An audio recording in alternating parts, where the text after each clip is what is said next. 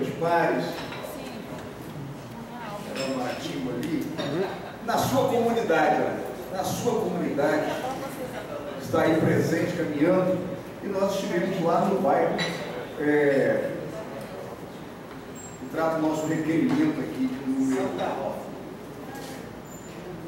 049, que é lá no Jardim Santa Rosa. No Jardim Santa Rosa, nós estamos solicitando uma operação de serviço de cabina, poda de árvores, limpeza, pintura de perfil, né, vereador Xarel?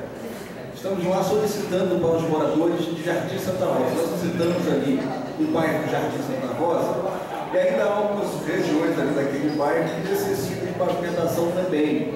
Então nós estamos aqui lutando de alguma forma para que nossa voz seja ouvida e que a população dali seja agraciada com essas obras de pavimentações, bem como também toda a manutenção. Ali também já está precisando de manutenções naquela praça bonita que foi construída ali na gestão passada, mas que está um pouquinho abandonada, e aí precisa sim de uma manutenção também. Então, meus nobres pais, eu quero só apenas deixar aqui, tem um versículo na Bíblia que diz assim, olha aqui, tem uma história da Bíblia que diz assim, que Jesus Cristo ele curou 10 leprosos, ele curou 10 leprosos de uma única vez, e apenas 5 deles voltaram para agradecer. A ingratidão, apenas um deles voltou para agradecer. Então, assim, a ingratidão é algo assim que machuca, que dói, né? Então, nós podemos ser ingratos.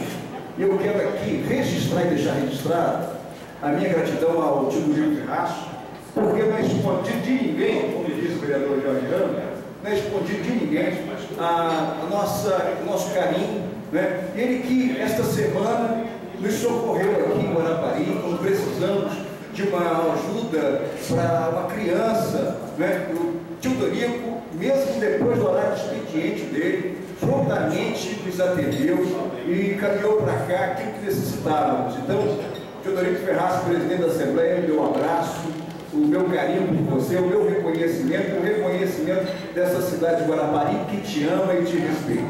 Obrigado, senhor presidente, obrigado a todos os lados.